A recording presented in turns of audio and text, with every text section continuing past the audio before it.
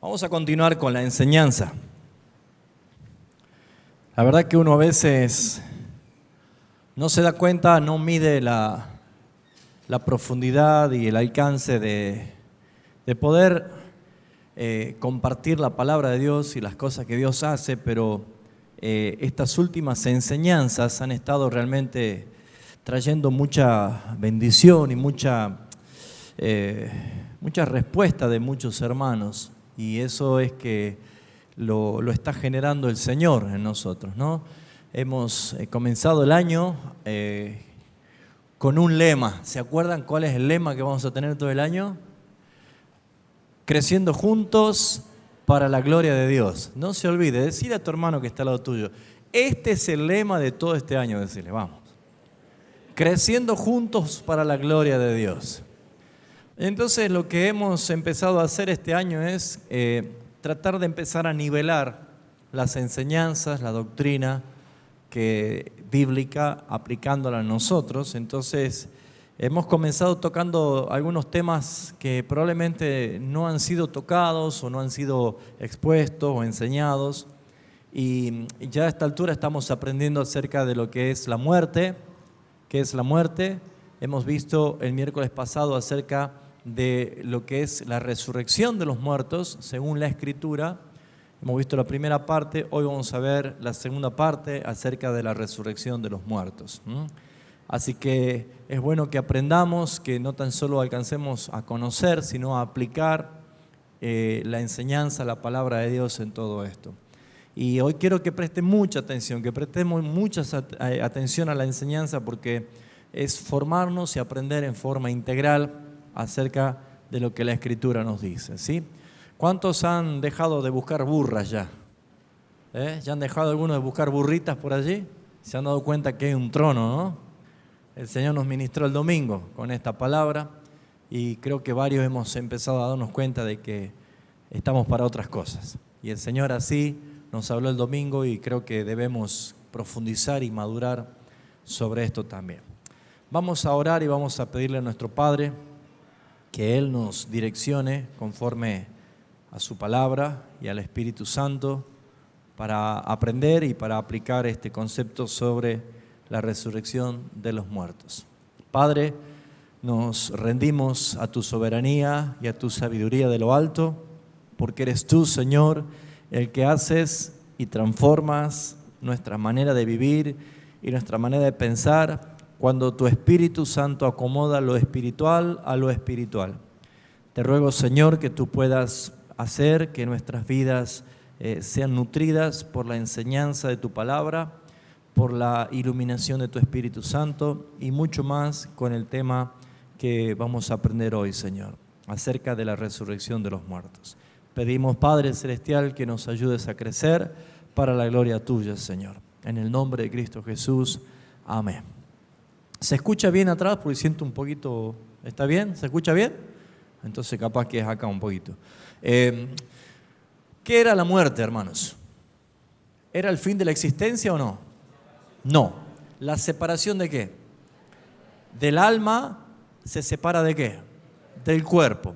Eso es la muerte según la Biblia. De acuerdo al concepto de filosofías, para muchos la muerte es el fin de la existencia. La Biblia nos ha dado fundamentos, y bastantes fundamentos, de que no es el fin de la existencia, sino que es la separación del alma de la persona saliendo del cuerpo, ¿sí? El cuerpo, la materia, el organismo es lo que muere, lo que vuelve al polvo, y podemos desde allí empezar a ver que entramos o existe una realidad espiritual, una dimensión espiritual que no es conocida para el hombre natural, puesto que la muerte se manifiesta en una forma de misterio. Y ese misterio ha sido revelado cuando Cristo resucitó y salió a luz la vida. Entonces hemos aprendido que solamente hay dos destinos bien claros, bien marcados en la Escritura con respecto a la muerte. Uno muere, inmediatamente tiene dos destinos directos.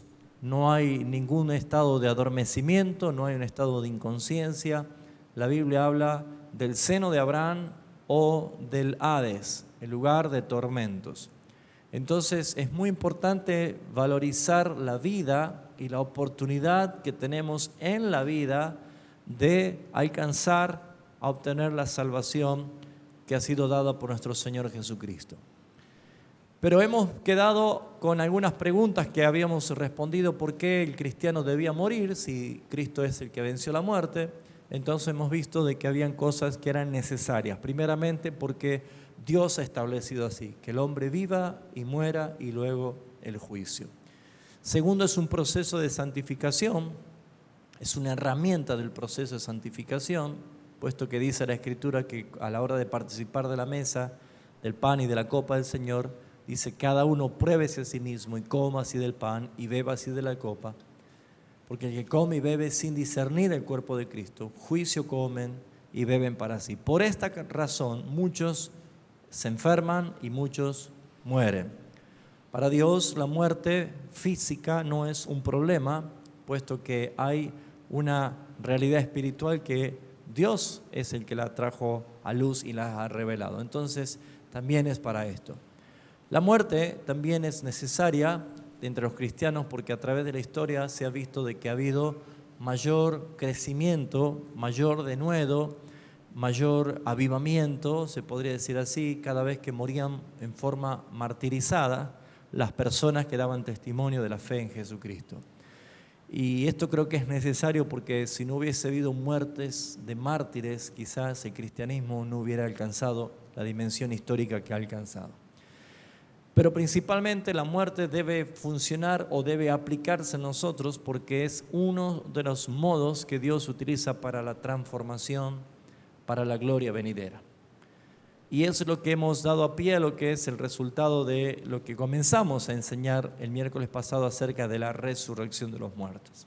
Entonces hemos visto de que la resurrección de los muertos es un concepto que no estaba oculto o ajeno o desconocido en el antiguo pacto, puesto que hemos leído a un versículo que Job registra haciendo la pregunta: Señor, sé que el hombre morirá, ¿podrá volver a vivir? Esta pregunta que Job hizo.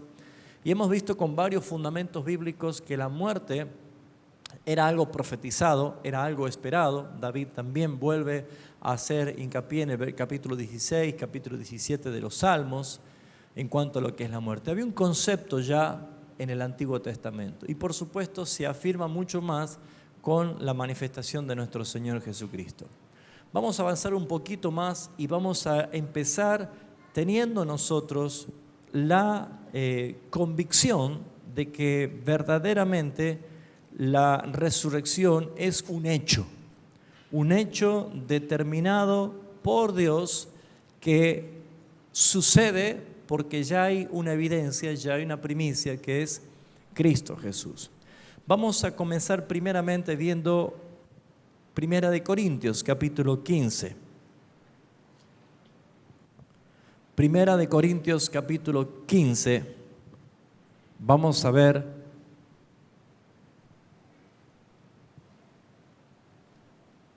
en la Escritura. Porque habían algunos que ya en la época de Jesús, en el caso de la secta de los saduceos, decían que no había resurrección, ¿sí? El concepto de filosofías y de distorsiones en cuanto al concepto de la resurrección no es nuevo, eso ya había desde esa época y quizás con mayor claridad se la puede ver hoy en día en el pensamiento del budismo, el hinduismo, haciendo referencia de que el mal de todo ser humano está en la carne. Entonces, cuando uno muere, se libera del mal.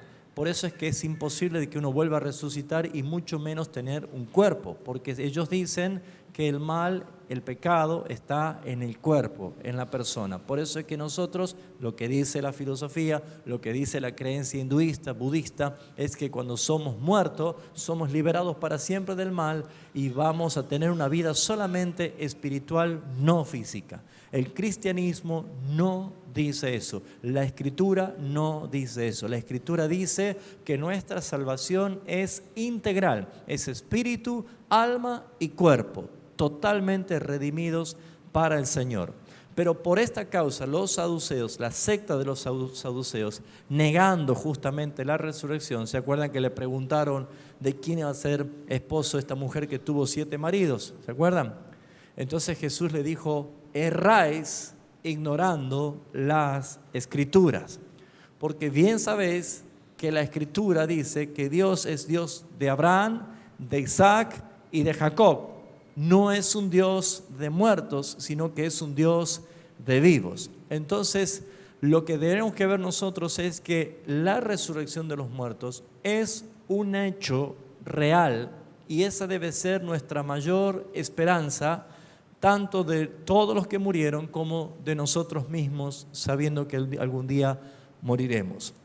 1 Corintios 15 dice el versículo 13, porque si no hay resurrección de los muertos, tampoco resucitó Cristo. Y si Cristo no resucitó, vana es entonces nuestra predicación. Si Cristo no resucitó, no tiene sentido nuestra fe.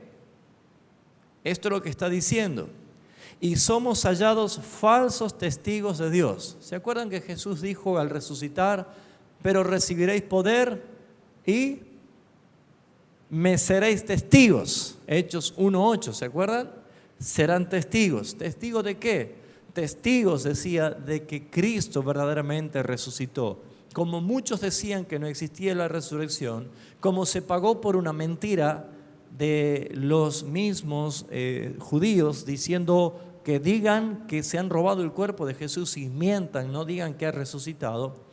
Muchos, cuando decían Cristo resucitado, decían mentira, se han robado el cuerpo, nadie resucitó de los muertos. Entonces Jesús, cuando resucita en forma indubitable a los discípulos, les dice, ustedes van a recibir poder cuando haya venido el Espíritu Santo sobre ustedes y ustedes serán mis testigos.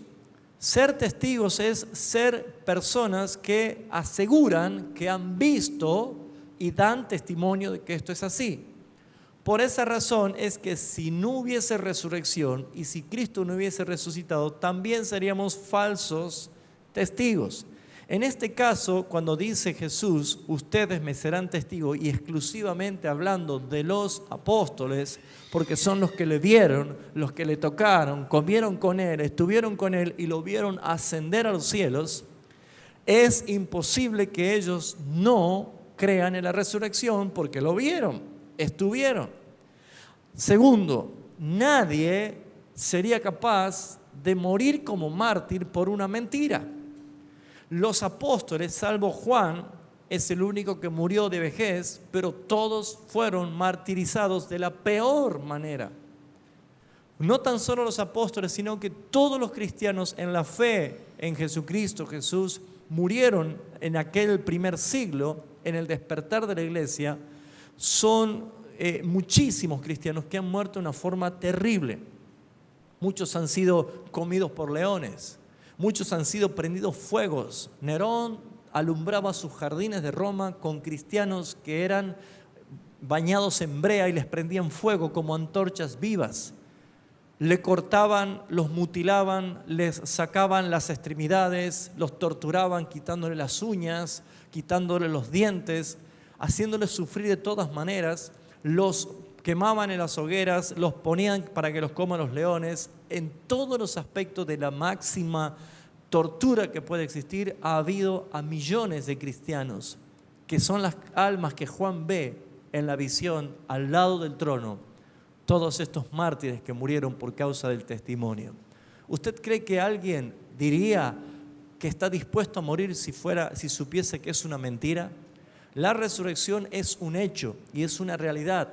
Por eso es que nosotros tenemos que entender lo siguiente: todas las religiones en el mundo entero tienen sus asientos en la filosofía, en las costumbres y en las tradiciones humanas. Solamente existen de todas las religiones del mundo, solamente existen 3 religiones que tienen su base doctrinal en personas que han sido líderes. Los judíos en Abraham, los cristianos en Cristo Jesús y los sirios o los árabes en Alá o en Mahoma, el profeta para ellos. Solamente ellos tres. Pero de esas tres únicas religiones en el mundo entero, solamente el cristianismo es el único que puede decir: nosotros tenemos la tumba de nuestro Salvador vacía. Ni el judaísmo ni el islamismo puede decir lo mismo, porque Abraham todavía está muerto y porque Mahoma todavía está muerto. Jesucristo es el único que resucitó y en esa está apoyada, afirmada nuestra fe. Y si Cristo resucitó, también nosotros seremos resucitados con Él. Entonces, ¿cuál es el hecho que quiero remarcar acá? Es lo siguiente, que hay una realidad que es totalmente confirmada, decretada por Dios para que nosotros podamos creer en esto. Vamos a Hechos de los Apóstoles, capítulo 26, y vamos a leer el versículo 8. Esta pregunta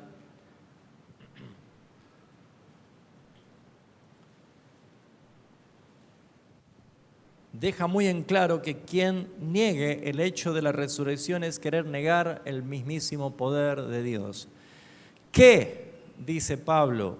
¿Se juzga entre vosotros cosa increíble que Dios resucite a los muertos? Como diciendo, entre ustedes tienen que estar evaluando si es que existe o no existe la resurrección de los muertos. Dios no pone ninguno de sus atributos en discusión para ver si nosotros estamos de acuerdo, sí o no.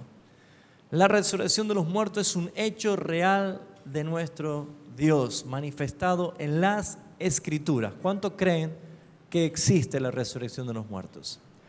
Tu fe está basada, fundamentada en la resurrección de Jesucristo, porque si Cristo no hubiese resucitado, tampoco nuestros pecados hubieran sido redimidos.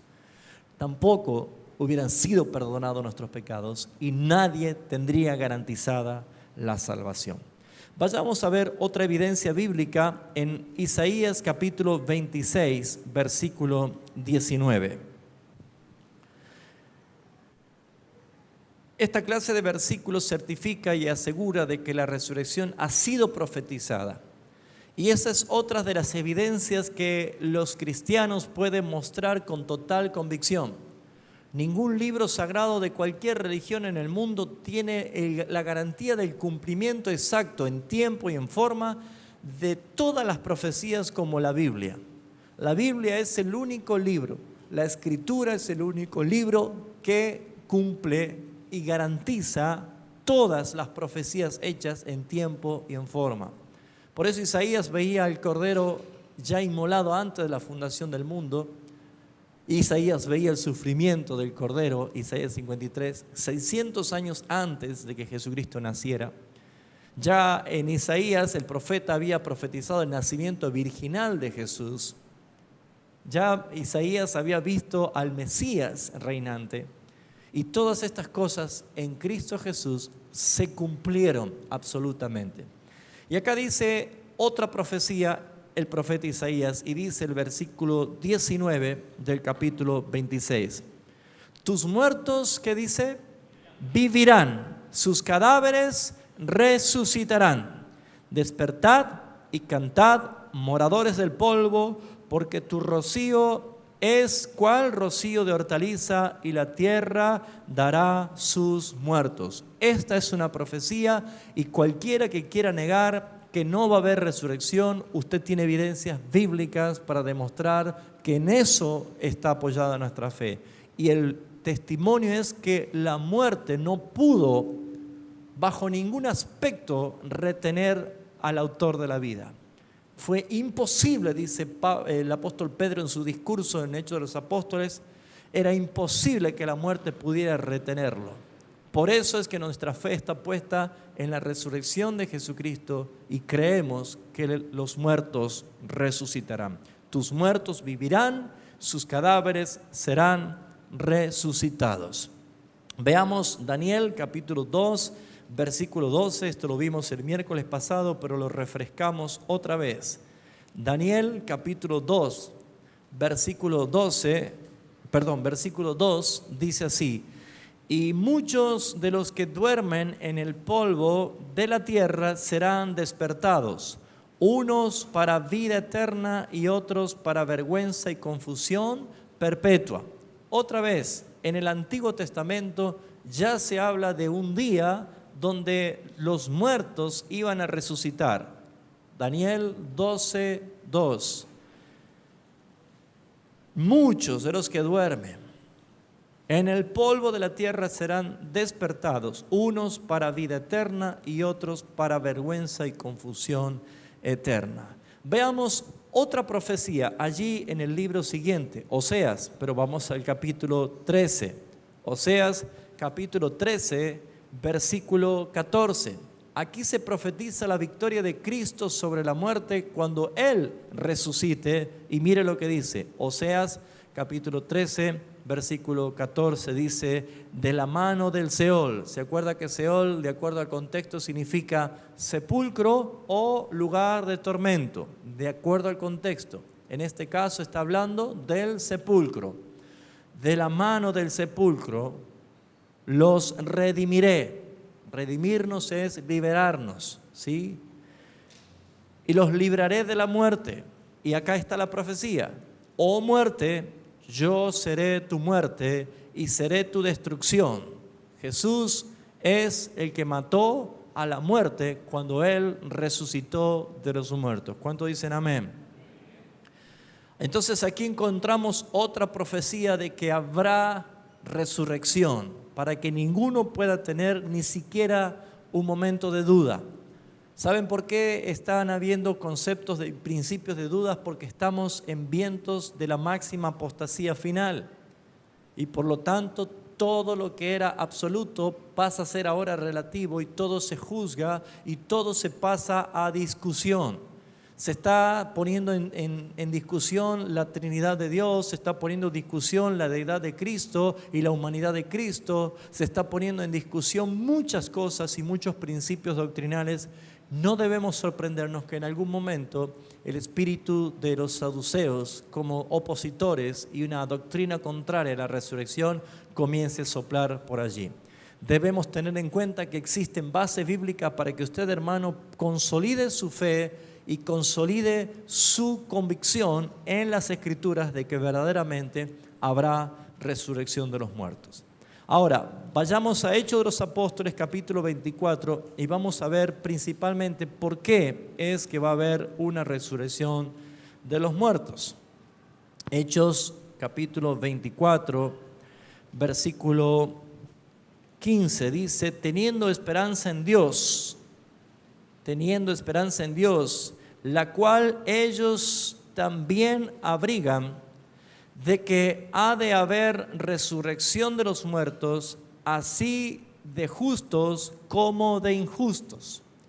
Hay una esperanza, hay una convicción, hay una seguridad. La Biblia dice que habrá una resurrección. Ven que allí dice de que habrá resurrección de los muertos, así de justos como de injustos. El miércoles pasado aclaré bíblicamente de que solamente hay dos resurrecciones. ¿Se acuerdan? Vamos a ver si tenemos tiempo de repasar algo en el día de hoy. Pero en el diálogo Jesús dice en Lucas que viene un día en que los que duermen oirán su voz y saldrán para vida. Y más abajo dice, viene el día en que los muertos oirán su voz del sepulcro y saldrán a resurrección. Allí encontramos dos resurrecciones. Y habíamos aclarado que no es como la idea dispensacionalista y que hemos tenido muchas veces una ensalada. Cuando leemos Apocalipsis 20, cuando dice, bienaventurados los que gustaron de la primera resurrección, pues la muerte segunda ya no tendrá efecto. Unos dicen, ¿cuándo es la primera resurrección? Entonces, unos dicen, cuando venga Cristo resucitaremos y vamos 7 años arriba y después venimos en un milenio y luego que pasa el milenio resucitan los otros muertos que son para condenación y entonces nos presentamos en el trono y viene... No, eso no es así. La Biblia habla de una resurrección espiritual y de una resurrección física o universal. La resurrección espiritual son todos aquellos que Cristo nos dio vida cuando estábamos muertos en delitos y pecados. Efesios capítulo 2, versículo 1 en adelante. ¿Cuántos estaban muertos en delitos y pecados? Muy bien, la Escritura dice que Él nos dio vida cuando estábamos muertos en delitos y pecados. Y así, dice el versículo 6, nos hizo resucitar. Y nos hizo también sentar con Cristo juntamente en lugares celestiales. Entonces, esta es la primera resurrección. Es la resurrección que solamente se aplica en aquellos a quien el Padre ha escogido desde antes de la fundación del mundo para ser salvos. Por eso dice, los otros muertos no volvieron a vivir, sino hasta la resurrección segunda. ¿Por qué? Porque aunque están vivos biológicamente, están muertos en delitos y pecados. Y como Dios es espíritu, no puede haber ninguna relación entre Dios espíritu y el hombre carnal. Es necesario que los que le adoren en espíritu y en verdad. Por eso es que lo que es nacido de carne, carne es, dijo Jesús, pero lo que es nacido del espíritu, espíritu es. Entonces, aquí encontramos nosotros que la primera resurrección únicamente es a quien el Padre ha determinado llamar, con llamamiento eficaz, como lo llamó a Lázaro. Lázaro, ven fuera, y Lázaro salió a vida. En esa tipología, nosotros, los que estábamos muertos por causa del pecado, separados de la gloria de Dios, alejados de todo favor de Dios, hemos sido transformados en la resurrección espiritual que hemos vivido. Por eso es que cuando dice Pablo, por ejemplo, vamos a Colosenses capítulo 3, versículo 1. Fíjense ustedes que no sería posible aplicar este versículo hablando de la resurrección física, puesto que Pablo escribió cuando todavía no se había efectuado la resurrección física. Pablo está diciendo lo siguiente, Colosenses capítulo 3, versículo 1 dice así: si pues habéis resucitado con Cristo, ¿ven que está hablando de la resurrección espiritual? ¿Cuántos han resucitado con Cristo? ¿Seguro que han resucitado? Dice, busquen las cosas de arriba, porque ya hay una naturaleza, la naturaleza espiritual. Si ya han resucitado con Cristo, ya no anden buscando cosas terrenales, sino las cosas de arriba, donde Cristo está sentado a la diestra de Dios. Poned las miras en las cosas de arriba y no en las de la tierra, porque habéis muerto a vuestra pasada manera de vivir, quiere decir, ¿sí? Y vuestra vida está escondida con Cristo en Dios. Ahora dice el versículo 4, cuando Cristo, vuestra vida, se manifieste, entonces vosotros seréis manifestados con Él en gloria. Aquí está hablando de la segunda resurrección, que es la resurrección de gloria, la transformación física. Por eso, amado hermano, nosotros sí creemos por la fe en Jesucristo, con el testimonio de la palabra de Dios, que nosotros esperamos una resurrección física. Pablo dice que no todos moriremos, capítulo 15 de 1 Corintios, sino que todos seremos transformados. Si Cristo viene en este mismísimo momento y nosotros estamos vivos, no moriremos. Sin embargo, seremos, ¿qué dice? Transformados.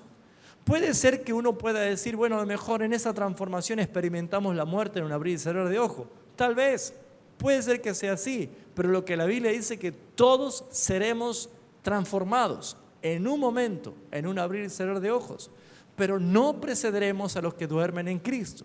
Entonces aquí hay evidencias bíblicas de que vamos a ser transformados. Vamos a Juan capítulo 5, por favor. Quiero dar muchas bases bíblicas para que el concepto del hecho de la resurrección quede bien firme. Juan capítulo 5, dice el versículo 25. De cierto os digo, viene la hora y ahora es cuando los muertos oirán la voz del Hijo de Dios y los que oyeren vivirán. Fíjense ustedes que acá está hablando de qué resurrección, la primera o la segunda. Presten atención. De cierto os digo, viene la hora y ahora es decir, ya pueden empezar a resucitar. Cuando los muertos oirán la voz del Hijo de Dios y los que oyeren vivirán. Leo el versículo 28 y van a notar la diferencia. No os maravilléis de esto porque vendrá la hora. Ya no dice y ahora es, vendrá la hora. ¿Ven? La primera vez dice, ahora es. Pero la otra resurrección, vendrá la hora, todavía no es. El versículo 25 está hablando de la resurrección primera, la resurrección espiritual. Todos estábamos muertos en delitos y pecados, pero los que hemos oído la voz del Señor, hemos vivido. No todos oirán la voz del Señor, no todos. ¿Por qué? Jesús dijo, mis ovejas oyen mi voz y me siguen. No todos pueden oír. Jesús dijo, vosotros no me oís porque no son mis ovejas.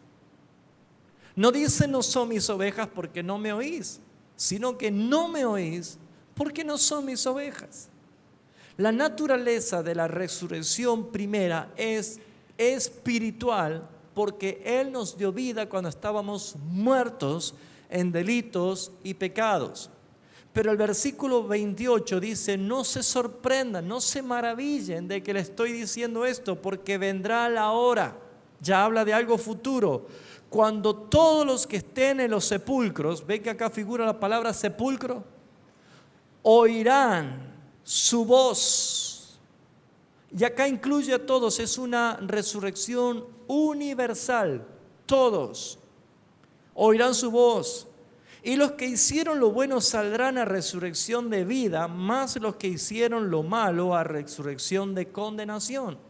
Entonces esta es la segunda resurrección. Amados hermanos, nosotros, los que ya hemos sido transformados por Jesucristo, ya hemos experimentado la primera resurrección. ¿Hasta acá vamos bien? ¿Sí o no? Muy bien, esa primera resurrección que en nosotros nos habilita sobrenaturalmente a poder entender, conocer, aprender, amar a Dios, tener relación con Dios, nos garantiza a nosotros de tener algo que los demás no lo tienen. ¿Qué creen ustedes que nosotros ahora tenemos que los demás no lo tienen en cuanto a la muerte? Empieza con E y sigue con la S. Esperanza. Pablo dijo, ustedes no son como los que no tienen esperanza. Nosotros tenemos esperanza. ¿Cuántos han nacido de nuevo? ¿Cuántos tienen la convicción de decir, yo he nacido de nuevo, sé que he nacido de nuevo? ¿Saben? Un cristiano no puede andar sin esperanza. Y la esperanza no es simplemente para cosas terrenales, como decir, yo espero que algún día pueda jubilarme y cobrar un buen sueldo. En eso no consiste la esperanza. La esperanza es de la gloria venidera, es la gloria que viene. La esperanza es la resurrección de los muertos y que seremos transformados en gloria. Y los que hicieron lo bueno saldrán a resurrección de vida, pero los que hicieron lo malo a resurrección de muerte. Cabe aclarar y entender que la salvación no es por obras. Si usted hace lo bueno, va al cielo, y si hace lo malo, va al infierno. Este tiene otro contexto, pero no es el tema de esta noche. ¿Vamos bien hasta acá?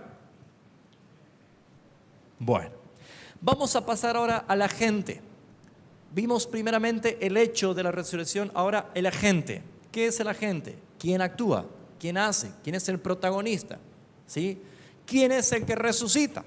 Podríamos preguntarnos, ¿cómo es el tema de la resurrección? Es un misterio tanto como el de la muerte, pero siempre encontramos nosotros que todas nuestras preguntas van a llegar a la máxima y única y soberana respuesta. Dios es el agente, el protagonista de toda la obra, y especialmente porque Él tiene autoridad, dominio y señorío. Vamos a ver, por ejemplo, Lucas capítulo 1, versículo 37, y vamos a ver por qué Dios es el autor de la resurrección. ¿Usted ha podido resucitar a alguien alguna vez ya?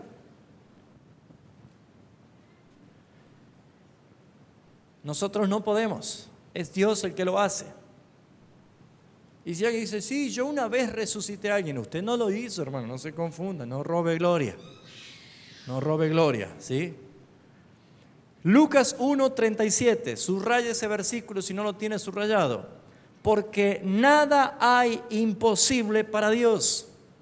Esto es lo que garantiza a nosotros saber que la resurrección es pura y exclusivamente obra de Dios, porque nada hay imposible para Dios. Amén.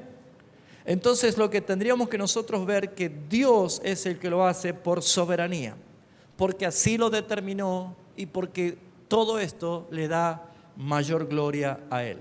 Entonces uno puede preguntarse, pero ¿cómo será posible? ¿Cómo es que lo hace Dios? ¿Qué es esto? Vamos a 1 Corintios capítulo 6, versículo 14, por favor.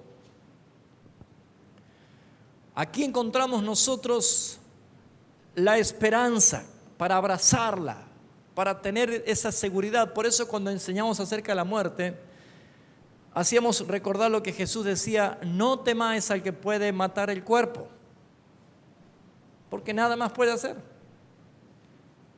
Porque más bien debemos temer al que puede mandar nuestras almas, ¿a dónde?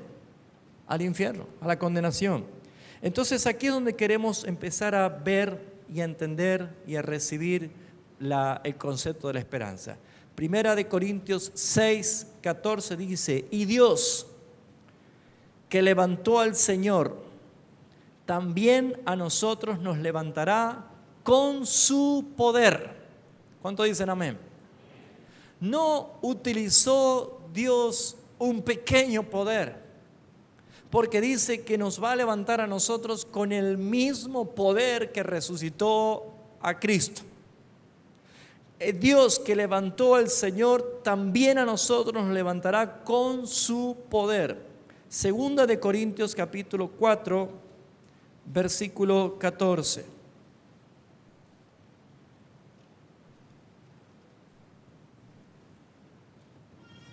Sabiendo que el que resucitó al Señor Jesús, a nosotros también nos resucitará con Jesús y nos presentará juntamente con vosotros. Vuelve otra vez a asociar nuestra resurrección con la misma resurrección que fue con la de nuestro Señor Jesús. No va a ser diferente, no es un poder diferente. El apóstol Pedro dice, aquel poder que Dios hizo el universo y sostiene todas las cosas, ese es el mismo poder con que nosotros seremos resucitados. ¿Alguna vez usted se puso a investigar o a pensar lo que es el universo y todo lo que Él sostiene? Con ese poder Dios resucitó. Amén. Entonces aquí vemos claramente que es Dios el que está haciendo esta obra. Quiero ir un poquito más rápido porque quiero tomar el tiempo acerca del cuerpo resucitado, ¿sí? Vamos a ver también que la resurrección tiene característica de universal. La resurrección segunda, la resurrección final, es una resurrección universal. Hemos leído recién en Juan 5:28 que viene la hora en que los que están en los sepulcros oirán la voz del Hijo de Dios y saldrán a vida, unos para vida eterna y otros para condenación eterna. Entonces aquí encontramos nosotros que esto es a causa de que va a haber un juicio final. La resurrección es necesaria porque va a haber un juicio final. Y ese juicio final nos lleva a nosotros a ver qué es el otro factor, que es el tiempo.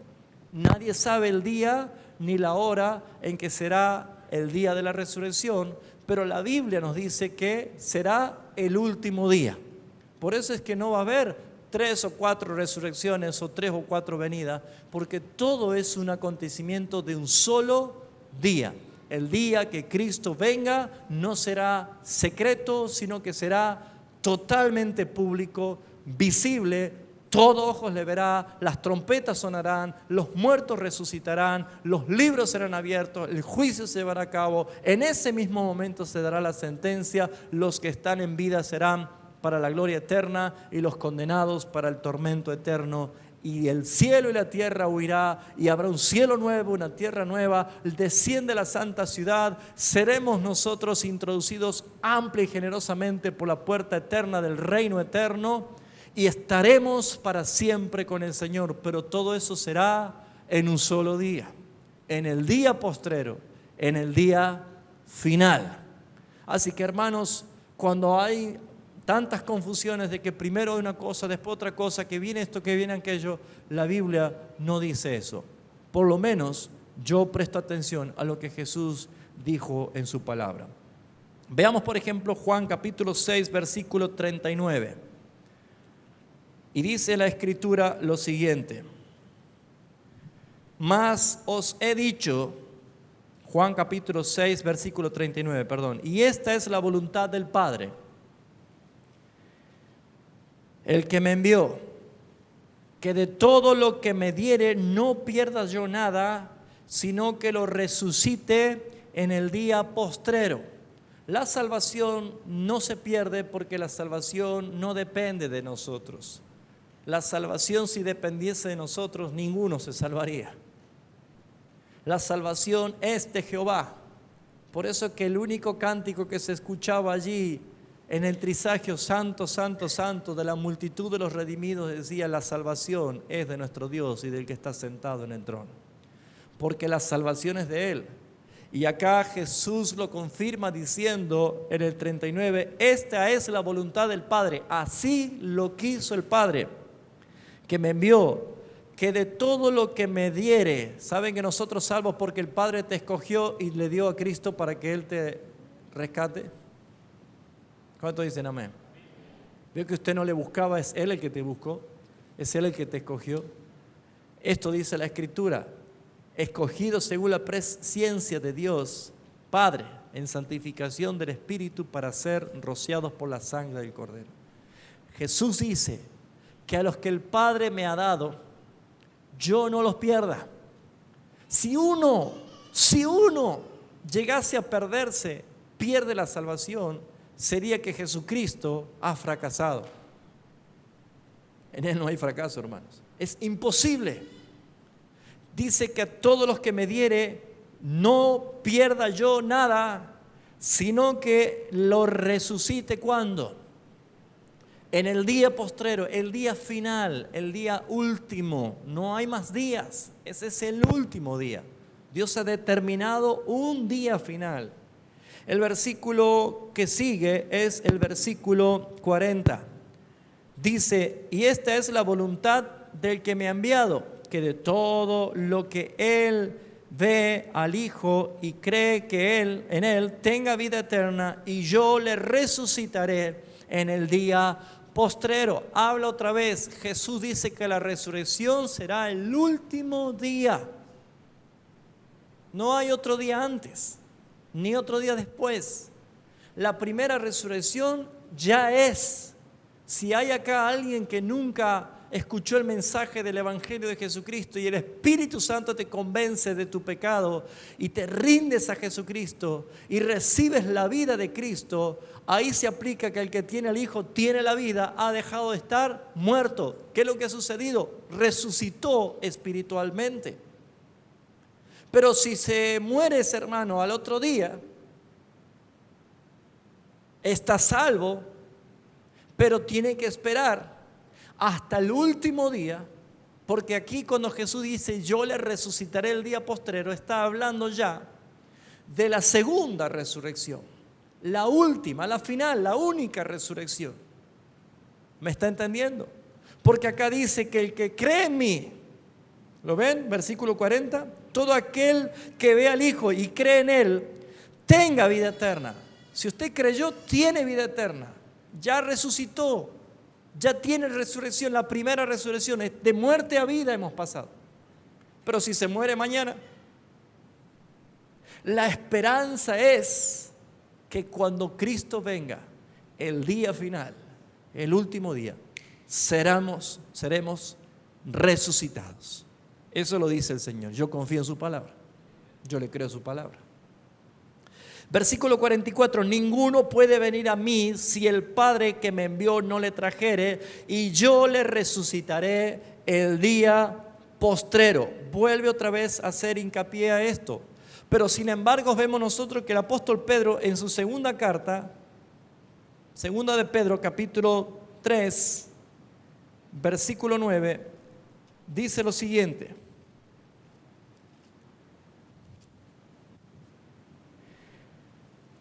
el Señor no retarda su promesa, según algunos la tienen por esperanza. Algunos dicen, ¿cómo es esto? Esperanza y tardanza. Bueno, es que saben, hermanos, que algunos pierden la esperanza y empiezan a ver la tardanza. Y no es tardanza, hermanos, sino que es la paciencia del Señor manifiesta, esperando que nosotros y que todos procedan al arrepentimiento. Fíjense ustedes, algunos la tienen por tardanza, sino que es paciente para con nosotros, no queriendo que ninguno perezca, sino que todos procedan al arrepentimiento. ¿Qué está diciendo? Que ese día final está determinado por el Señor, nadie lo sabe, pero Dios está manifestando su paciencia hasta que sean arrepentidos. ¿Lo ven?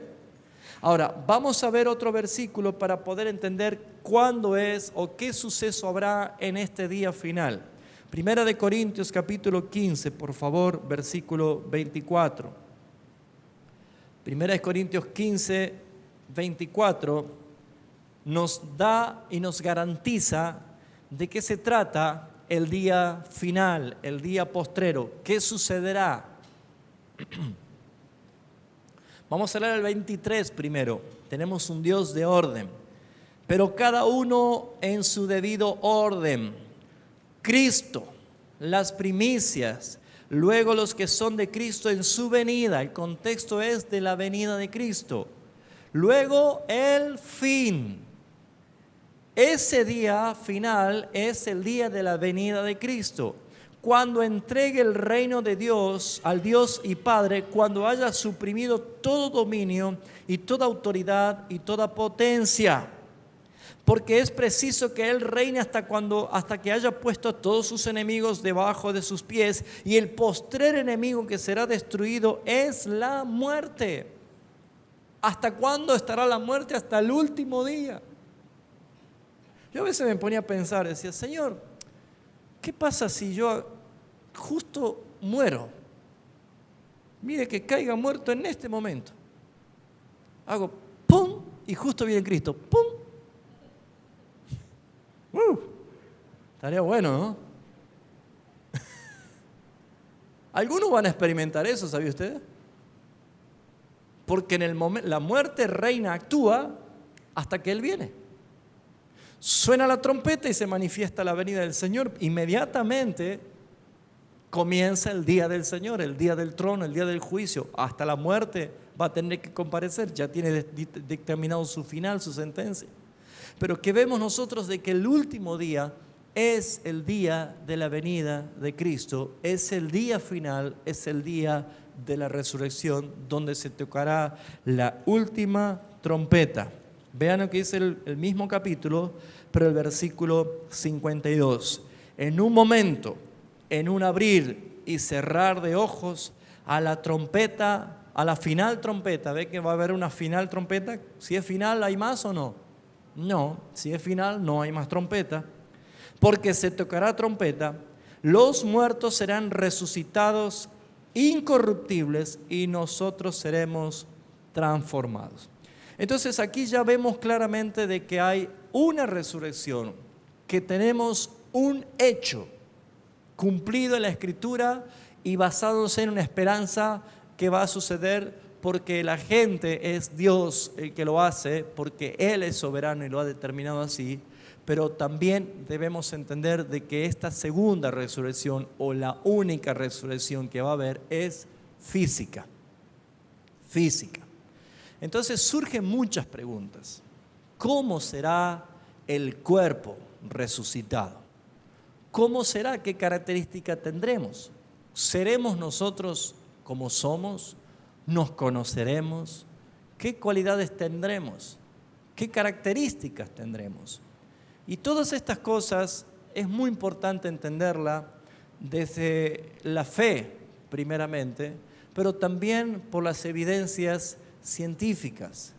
Por esas razones que necesitamos nosotros comprender que la Escritura, por ejemplo, en Eclesiastés 3:11 dice: Dios ha puesto eternidad en el corazón del hombre, sin que alcance el hombre a entender la obra que ha hecho Dios desde el principio hasta el fin.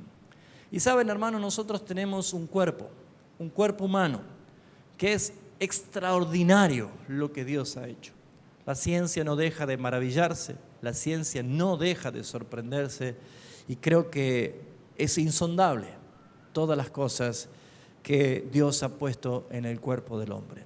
Pero la pregunta es, si la resurrección es también física, porque ¿qué dice? Los muertos resucitarán y nuestro cuerpo se reúne nuevamente con el alma, porque el alma de los que mueren en Cristo están esperando el cuerpo glorificado, y entonces para siempre tendremos un cuerpo glorificado. Vamos a ver, y yo le pedí a un hermano que es idóneo para esto, a mi hermano Adrián, ¿sí? Él es doctor y catedrático sobre el tema, enseña en la universidad, entonces es idóneo para enseñar. Yo le dije: mira, Adrián, yo necesito que primero nos des un pantallazo de la ciencia, de lo que es nuestro organismo, ¿no? Que es nuestro cuerpo, porque es impresionante, y luego vamos a empezar a ver acerca de las evidencias bíblicas y espirituales. Adrián, por favor.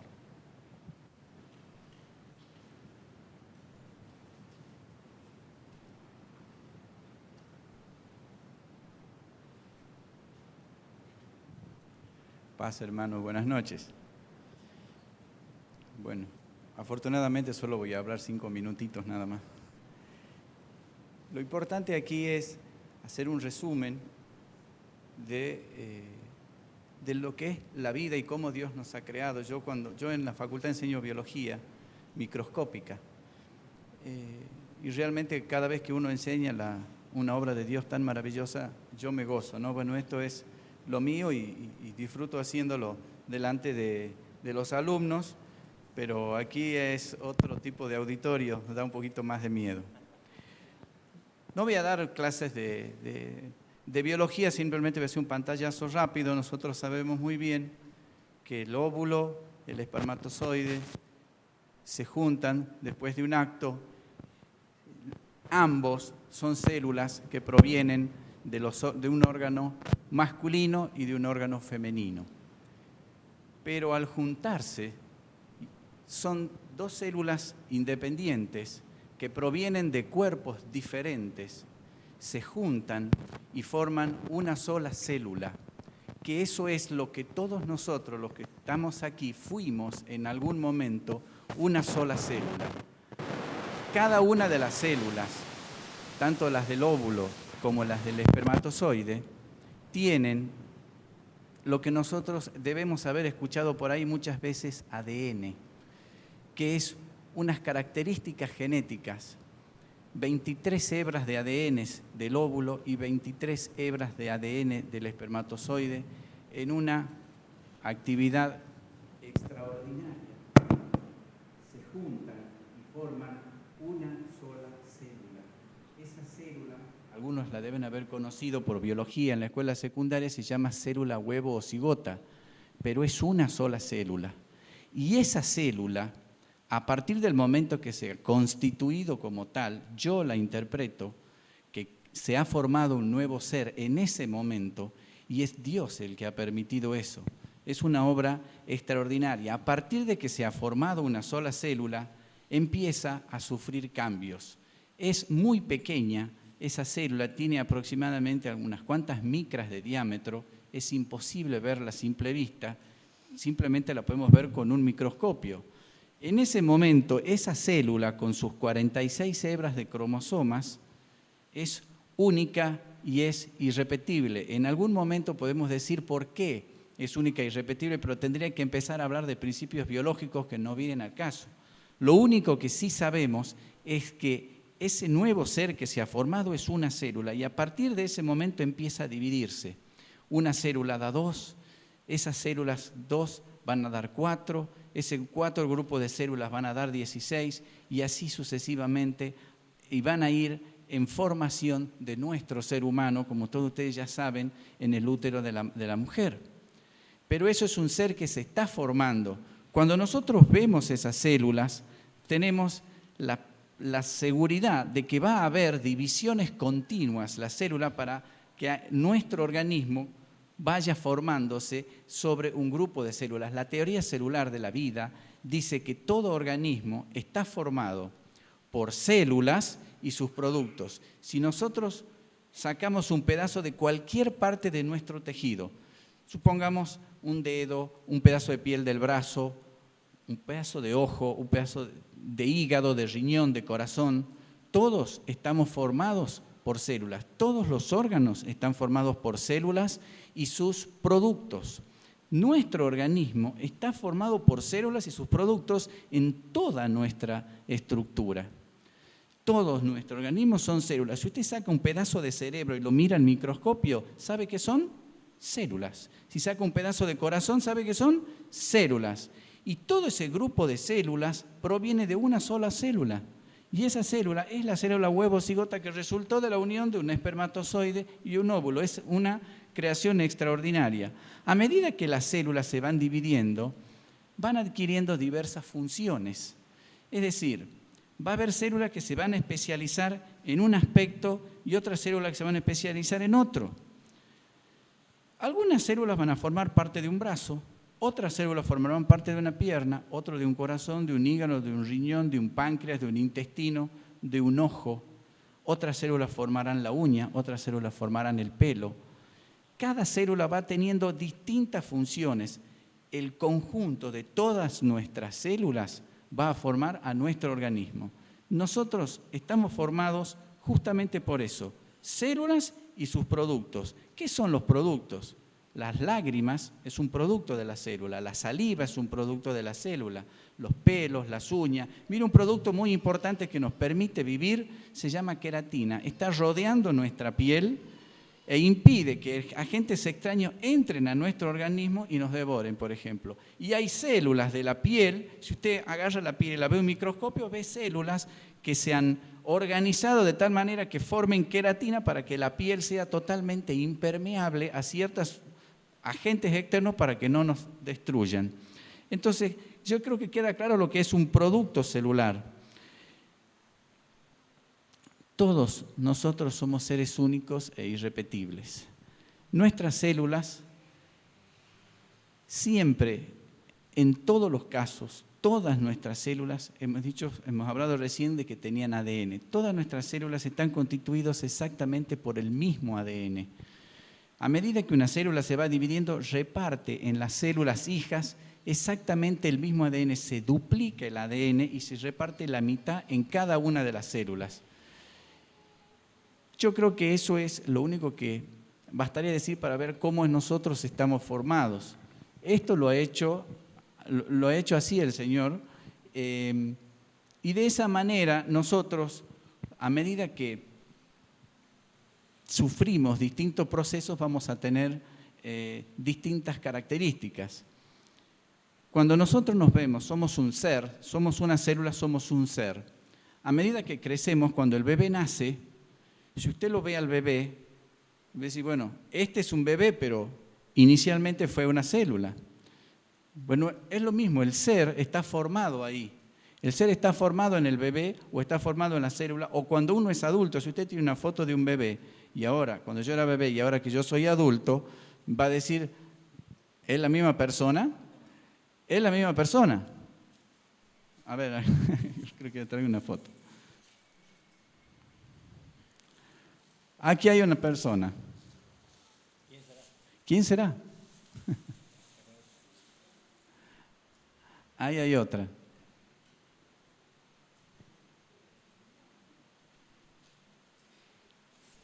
Yo le puedo decir que... ¿A su mamá?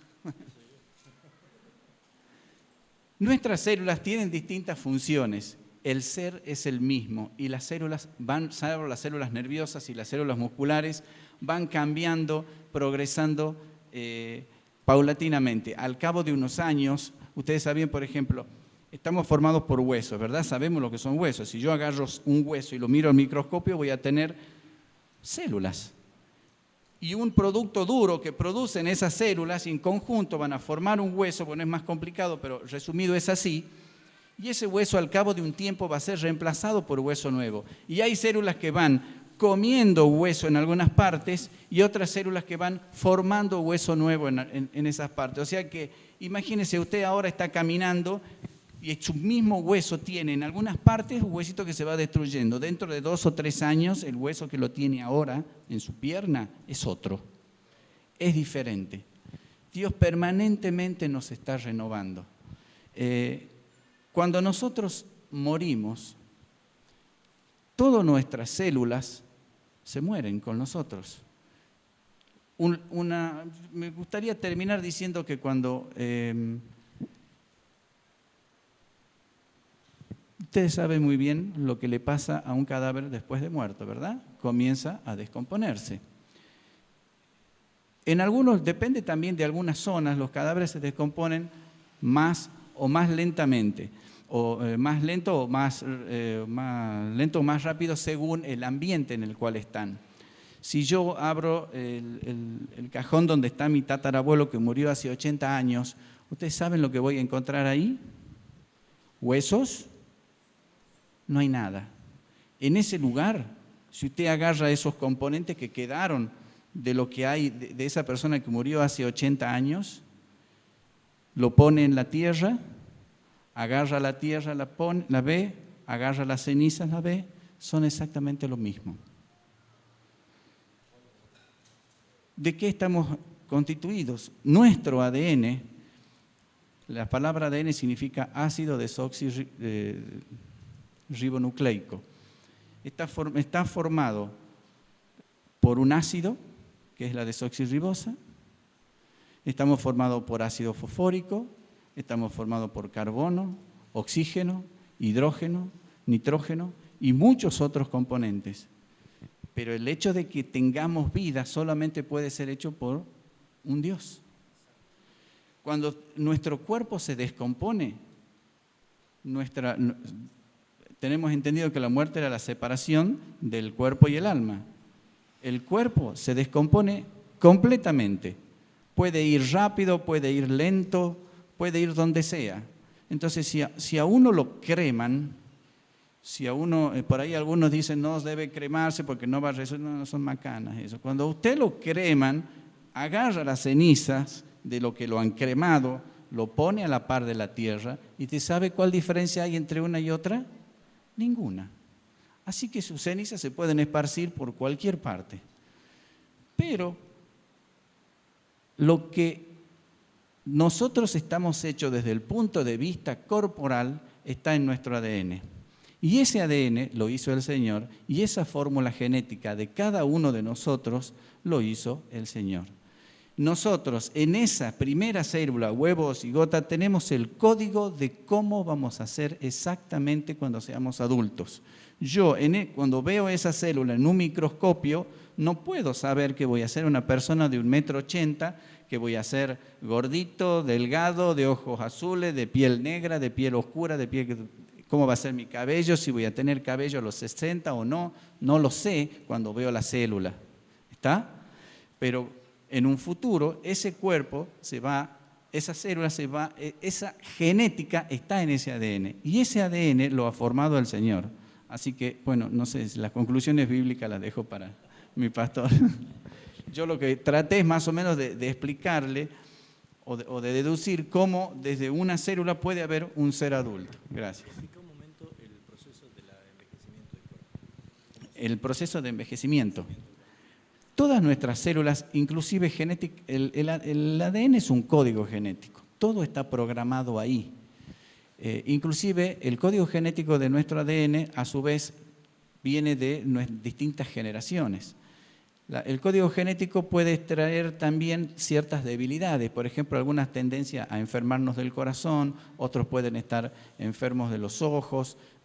También nuestro ADN tiene fallas, ¿sí? Pero generalmente ha sido el hombre que con su medio ambiente o sus actitudes ha modificado ese ADN, por eso cada vez venimos con más fallas. Cada célula está programada para vivir un determinado tiempo.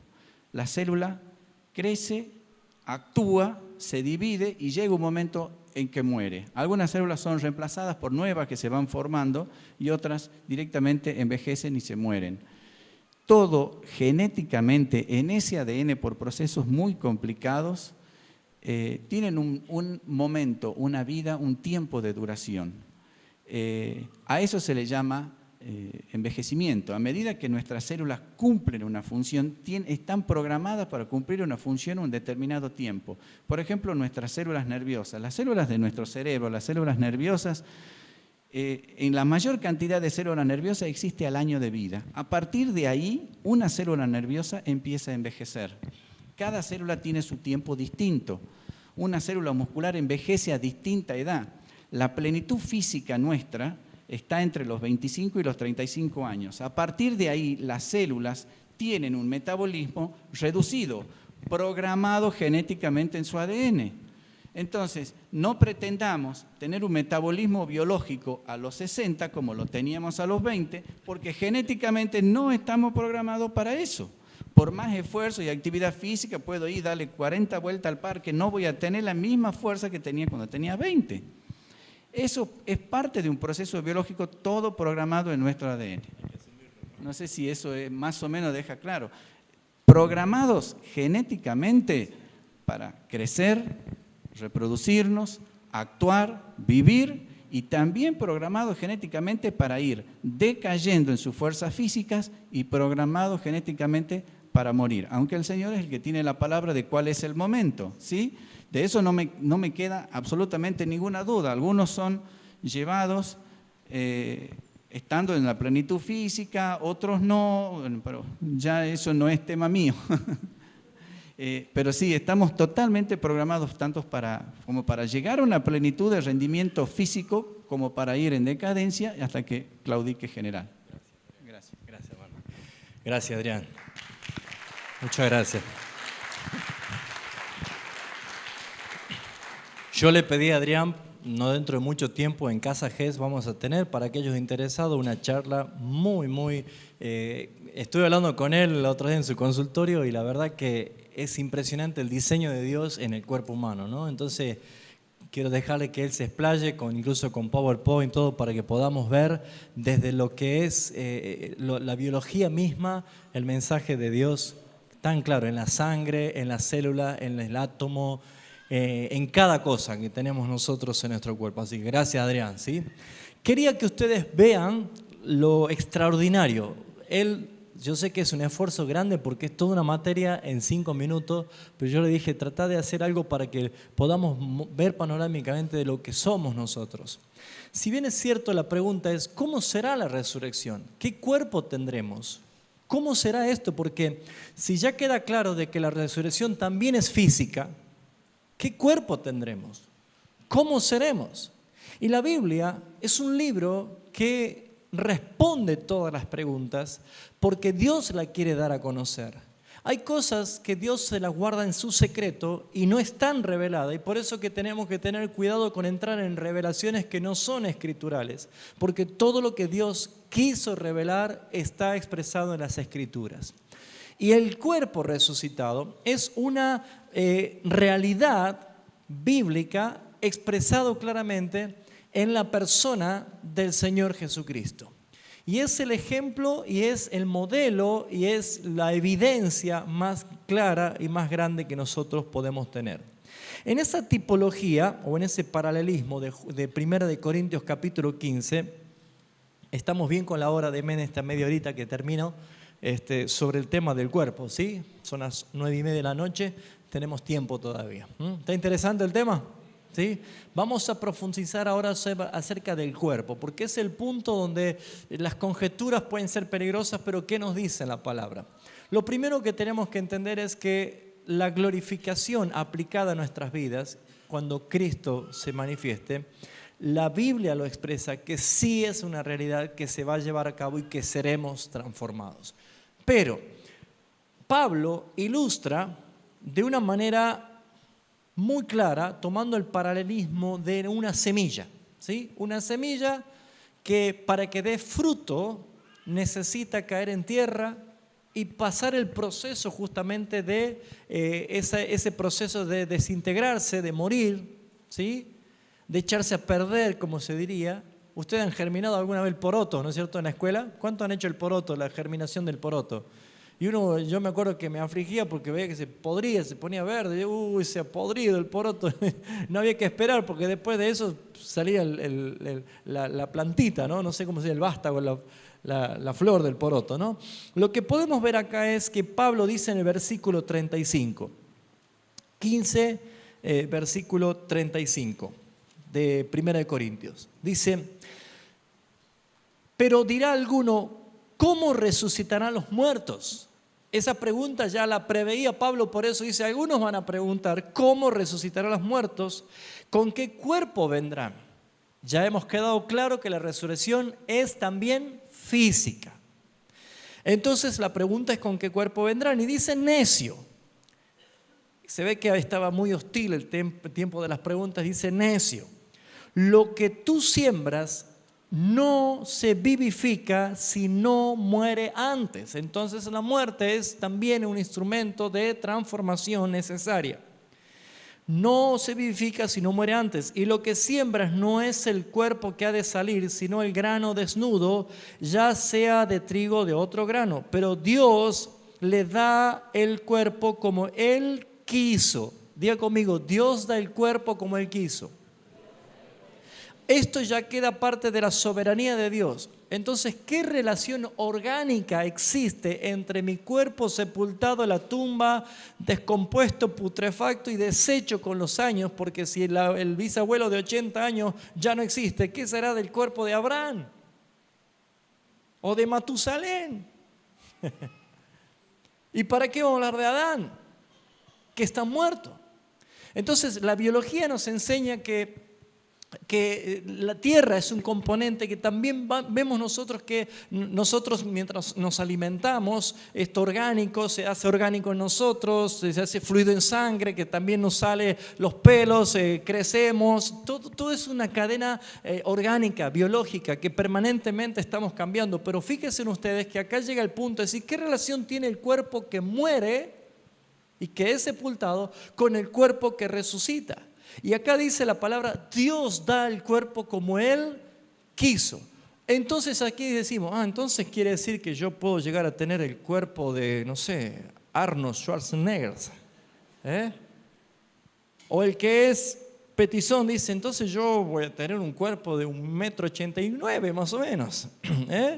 Uno puede imaginarse así, pero ¿de qué se trata esto? ¿Cómo será? ¿Qué nos dice la Escritura?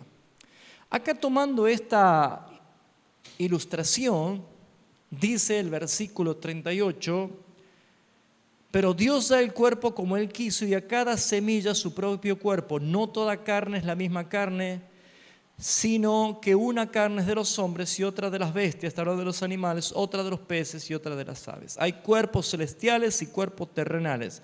Una es la gloria de lo celestial y otra de lo terrenal. Una es la gloria del sol, otra de la gloria de la luna y otra gloria de las estrellas, pues una estrella es diferente a otra en gloria. Así también es la resurrección de los muertos, se siembra en corrupción, resucita en corrupción. Se siembra en deshonra, resucita ¿cómo? En gloria. Se siembra en debilidad, ¿cómo resucita? En poder. Se siembra un cuerpo animal, resucita un cuerpo espiritual. Hay un cuerpo animal y hay un cuerpo espiritual. Esto está haciendo referencia al cuerpo natural, ¿sí? Terrenal. Entonces vamos a empezar a ver en este tiempo que nos queda cómo será la característica de nuestro cuerpo. Y el mejor ejemplo es nuestro Señor Jesucristo. Entonces, lo primero que tenemos que ver nosotros es que tendremos un cuerpo que es incorruptible, ¿sí? En el versículo 42 dice, así también la resurrección de los muertos, se siembra un cuerpo de corrupción. ¿Qué significa el cuerpo de corrupción? Recién Adrián dijo que vamos envejeciendo, que nuestras células van muriendo, que vamos cambiando, ¿sí? Allí tengo una foto que yo estaba cuando era bebé, y la otra señora que estaba allí es mi madre, ¿sí? Pero ustedes dirán, no es nada parecido, pero sin embargo soy yo, ¿sí? Pero ¿qué ha pasado conmigo? yo sigo siendo esa persona, pero mi cuerpo ha ido cambiando. Ahora uno dice, ¿cómo será el cuerpo que vamos a tener? Acá da el primer principio. Morimos en un cuerpo que es corruptible, un cuerpo que se envejece, un cuerpo que se enferma, un cuerpo que se debilita, un cuerpo que muere, un cuerpo que todo el tiempo estamos muriendo, todo el tiempo estamos muriendo. Cuando decía de la edad de la plenitud, de 25 a 35 años es la edad de la plenitud, ya algunos hemos pasado nuestra plenitud.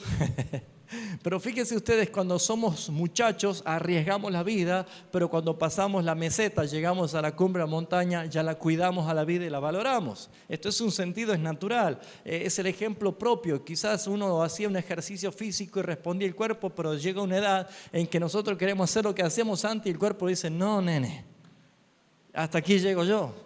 Y fíjense ustedes que aquí comienzan esas crisis y esas luchas porque empezamos a ver que nuestro cuerpo no es el mismo que antes, ¿sí? Yo antes tenía una visión de águila, ahora ya no veo ni una vaca entre un baño, ¿no es cierto? ¿Por qué? Porque ya no es lo mismo, mi cuerpo está sintiendo lo que es el paso del tiempo. Entonces tenemos un cuerpo corruptible, un cuerpo que se muere, un cuerpo que se desgasta, pero dice la palabra, resucitarán en un cuerpo ¿cómo? Incorruptible. ¿Cuántos se gozan que no le va a doler nada? No va a haber enfermedad. No va a envejecer. ¿Le gusta eso? Así que no va a haber más cumpleaños. Entonces fíjense ustedes, no hay corrupción, no se va a deteriorar, no va a tener enfermedad, no va a haber dolor en este cuerpo. Hay una realidad espiritual que vamos a entrar a vivir cuando esto se cumpla. Entonces sí o sí quiere decir que en la resurrección el solo hecho de que va a haber, escuche, cielo nuevo y tierra nueva, empezamos a ver que también las leyes físicas son diferentes. Las leyes biológicas son diferentes.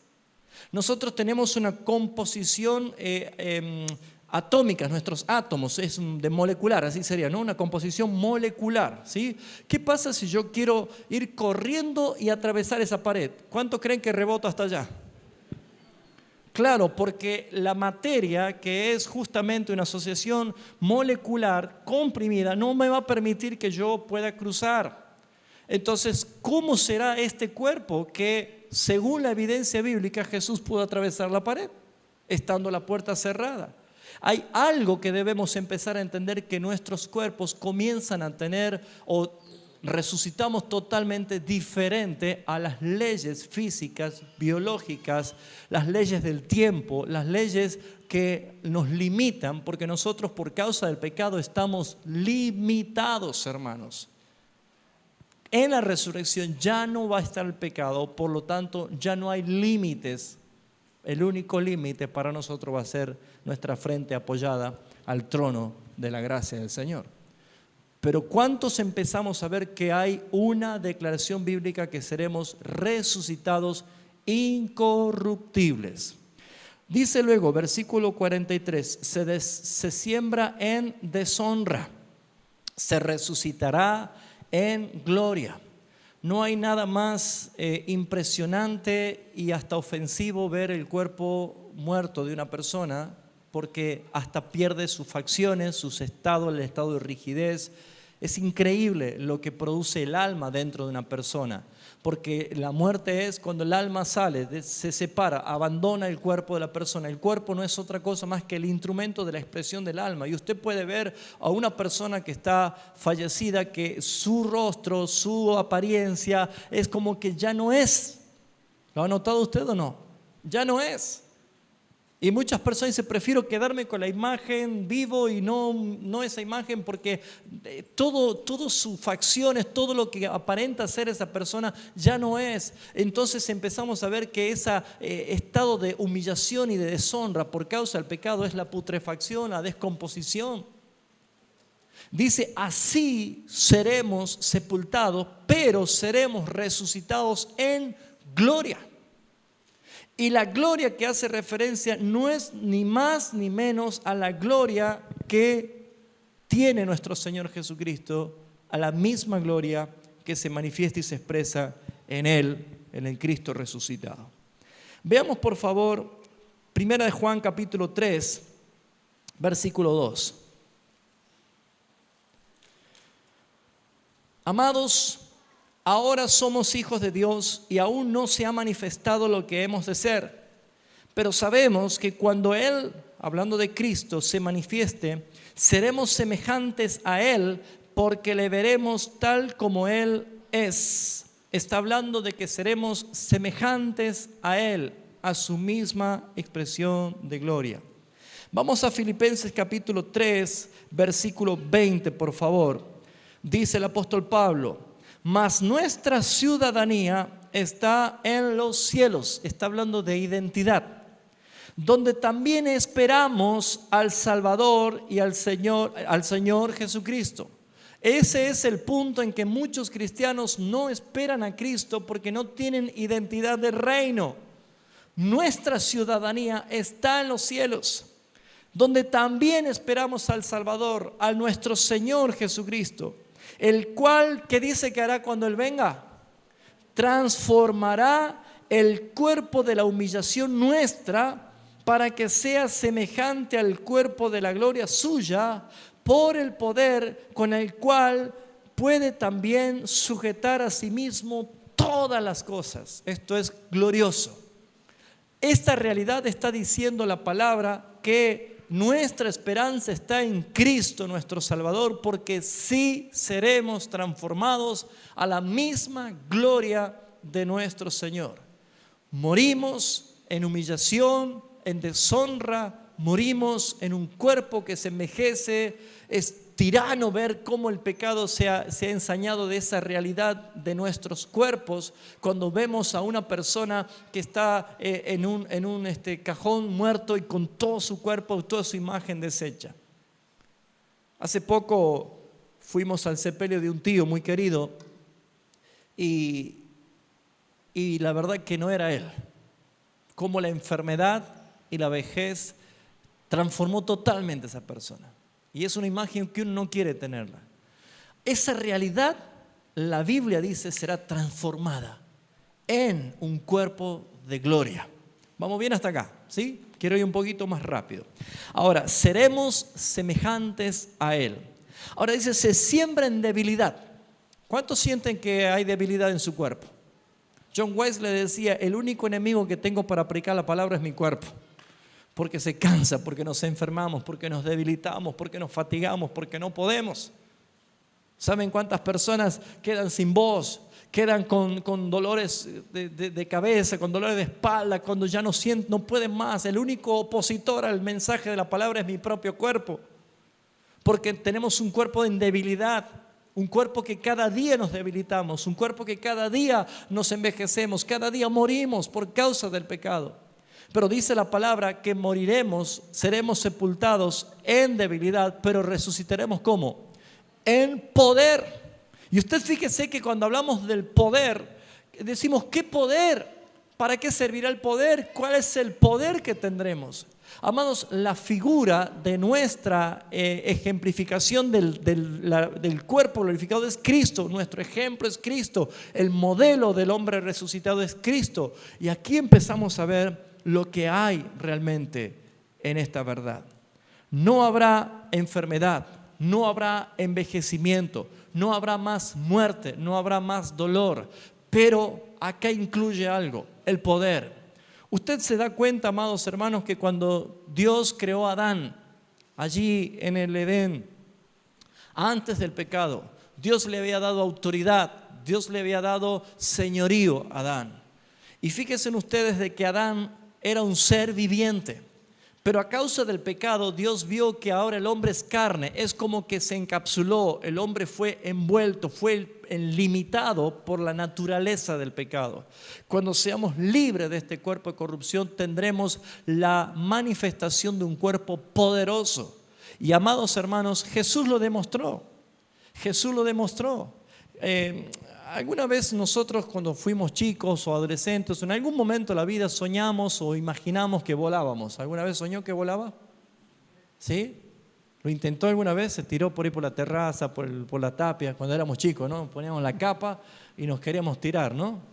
Porque todo el mundo tuvo alguna vez el deseo de volar o soñó que volaba, ¿Pero por qué? Porque simplemente es algo que nuestro cuerpo nos limita por el pecado y obviamente las leyes físicas, como la ley de la gravedad, no nos permite a nosotros. Pero, ¿prestó atención cómo se fue Jesucristo al cielo? ¿Qué hizo Jesucristo? ¿Tomó un avión? Dice que delante de ellos, Él comenzó a ascender. La naturaleza de un cuerpo resucitado es la de Cristo. No habrá límites, no tendremos leyes de gravedad. Podremos tener nosotros en cielo nuevo y tierra nueva una vida que no es esta. Hay un cuerpo de poder. Hay una realidad bíblica que permanentemente nos enseña y nos dice que Cristo es nuestro modelo. Y es donde nosotros tenemos que mirar. Tenemos poder en el sentido de ¿qué? De que tenemos la victoria y tenemos la autoridad de que nuestro Señor nos ha dado. Pero también el versículo 44 dice, se siembra cuerpo animal, se resucita cuerpo celestial. Lo que debemos entender, hermanos, que cuando se dice cuerpo animal o natural o terrenal, también hace referencia al uso que el sentido animal, valga la palabra, se está empleando como que es la expresión sexual o la práctica sexual, ¿sí? Algunos creen que en el cielo nuevo y tierra nueva vamos a tener relaciones sexuales y no vamos a reproducir. Esto no es así, hermanos. La Biblia no lo dice. Eso simplemente, ya dentro de poco vamos a enseñar acerca de lo que es Cristo todo inclusivo. Es algo que a mí me enseñó mucho y lo estoy estudiando nuevamente. Es algo precioso entender que la Biblia dice que todo lo que nosotros vemos es figura y sombra de las cosas espirituales. Entonces, la expresión de la actividad sexual en cuanto que Dios dijo que necesitan procrear, multiplicarse, llenar la tierra, tenía un propósito. Pero Jesús dijo claramente que nosotros en la resurrección seremos como los ángeles, que no nos daremos a casamiento. Pero uno va a tener identidad de género. Yo voy a saber que soy un varón y Carolina va a saber que es una mujer. ¿Me está entendiendo? Entonces algunos dicen que vamos a tener intimidad sexual y que vamos a procrear, y esto no es así, hermanos. Esto no es, la Biblia por lo menos no lo dice. Yo no puedo asegurar que eso sea así porque la Biblia no lo dice. Ahora, lo que sí debemos ver nosotros es que todo lo que es natural en cuanto a instintos, deseos sexuales, esto ya no va a estar, ¿sí? Porque muchos toman la sexualidad como algo pecaminoso, como algo tabú, como algo grotesco. Es más, hay mucha tan mala información que aún dentro de las iglesias evangélicas hay personas que creen que la intimidad sexual es algo sucio. Y hay aberraciones de llegar a pensar que hay que confesar al pastor que el matrimonio ha tenido una intimidad sexual porque es pecado. No, hermanos, eso no es así. Para el que es corrupto, todo es corrupto, dice la palabra. Pero la sexualidad en la legalidad de Dios es antes del pecado. Dios bendijo a Adán y a su mujer y les dijo fructificar. Dios los hizo seres sexuados justamente para que la intimidad de la expresión de amor en la legalidad de Dios sea también un acto de bendición a Dios. Pero el problema está que cuando las cosas sexuales se untan o se sacian con los apetitos de la carne. Y ahí comenzamos a tener serio problema. Ya algún día vamos a tener una charla para matrimonios acerca de lo que es la expresión sexual santa, ¿sí? Porque también es una expresión de bendición a Dios. Y no es maldición, hermanos. Pero esto en el estado de resurrección ya no será así. Porque todo nuestro amor y toda nuestra pasión y todo nuestro deleite va a ser dirigido a Jesucristo, nuestro Señor. ¿Vamos bien hasta acá? ¿Ya se aburrió? Vamos a entrar ya en algunos detalles más importantes en cuanto a lo que es la transformación. ¿Qué naturaleza? ¿Cómo será entonces este cuerpo? Primeramente, tendremos identidad de género, ¿sí? Sabremos que somos nosotros. Segundo, tendremos un cuerpo material. Vamos a ver el ejemplo que nos resalta de Jesucristo. Lucas capítulo 24. Lucas capítulo 24. Usted sabe que tendremos carne y hueso, ¿no?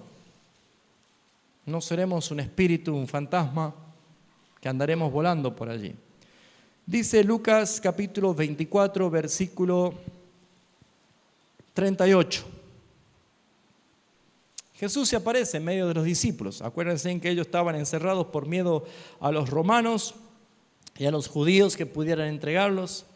Entonces, vamos a leer del 36. Mientras ellos aún hablaban estas cosas, Jesús se puso en medio de ellos y le dijo: paz a vosotros. Entonces, espantados y atemorizados, pensaban que veían, ¿qué cosa? Un espíritu, ¿sí? Eso de creer en los fantasmas no es de ahora, eso ya ellos pensaban que era un espíritu. Y Jesús les dijo: ¿por qué estáis turbados? Y vienen a vuestros corazones estos pensamientos. Él conocía lo que estaban pensando. ¿Y qué es lo que le dice? Mirad mis manos y mis pies, que yo mismo soy. Este es un principio. Tendremos identidad. No quiere decir que si yo soy flaco y morocho, cuando sea resucitado voy a ser rubio, cabezón y con pelo afro. No me van a ver así. Ustedes me van a identificar y me van a reconocer como Jesús dijo: vean, soy yo, el mismo. ¿Lo ven? Hay una identidad. Entonces, aquellos que tienen serios problemas con lo que le dice el espejo, porque hay cristianos, hay personas que se deprimen, que no me gusta, que me quiero hacer la pestaña, la oreja, que me quiero hacer la nariz, que me quiero cambiar esto, que me quiero aquello. Trate de buscar la satisfacción en Cristo Jesús, porque Él te ama tal cual Él te hizo. ¿Y cómo será que te ama que eternamente serás así? Así que más vale que no reniegues. Cuidar el templo del Espíritu Santo sí es importante, porque Él nos hizo para enfermar. Nos enfermamos por causa del pecado y por la incapacidad de administrar nuestras vidas. Pero déjenme decir, hermanos, que nosotros tendremos identidad y nos conoceremos y daremos testimonio diciendo: tal cual, así como me han conocido, yo soy. Cuando Jesús se transfigura en el monte y aparece Moisés y aparece Elías, 1500 años antes de que Pedro pudiese haberlo visto, Moisés había muerto. Inmediatamente en ese estado de gloria, Moisés dice: Señor, qué bueno que estés con Moisés y con Elías. ¿Cómo lo conoció? No había Facebook, no había foto, no había video. ¿Cómo hicieron? En el estado de gloria, la identidad lo primero es que se preserva, y lo que se reserva y se manifiesta es lo que somos y quiénes somos. Jesús dijo: mírenme, yo mismo soy. Y la evidencia es: tóquenme.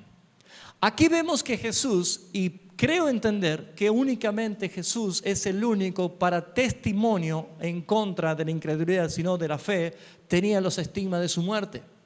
Mire mis manos y mire mis pies. Había un propósito. ¿Me está entendiendo? Porque si no, deberíamos entender de que cuando estemos resucitados habrá unos decapitados, había otros que van a tenerle falta de brazos. No.